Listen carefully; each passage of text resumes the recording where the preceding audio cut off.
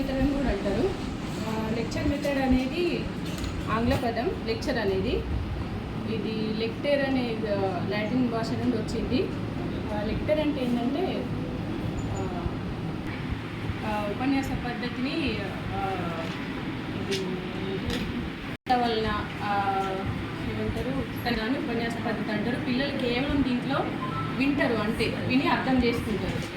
దీంట్లో ప్రత్యక్షంగా ఏదైనా వస్తువుని చూపెట్టి చెప్పడం అట్లాంటివి ఏమి ఉండవు. అండ్ లిజనింగ్ అంటే వింటూ నేర్చుకోవడం ఉపన్యాస పద్ధతి. దీన్ని ఉపయోగించే సందర్భాలు ఏముంటాయంటే ఏదైనా ఒక స్టోరీ కానీ ఏదైనా అంశం కానీ ఉంటే దాని పూర్వ చరిత్ర గురించి తెలుసుకోవడం, దీనికి ఇంకేమైనా స్టోరీస్ గురించి తెలుసు.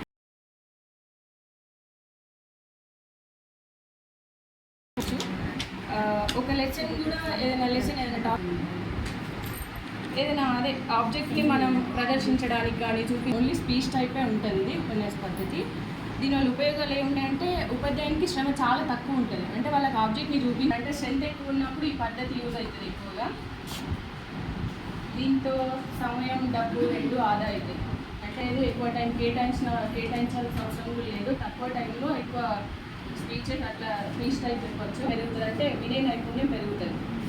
ఉపయోగాలు దీంతో నష్టాలు కూడా ఉంటాయి. నష్టాలు ఏముంటాయంటే ఆబ్జెక్ట్ని చూసి నేర్చుకోవడం. వింటాడు కాబట్టి అతనికి ఏమవుతుందంటే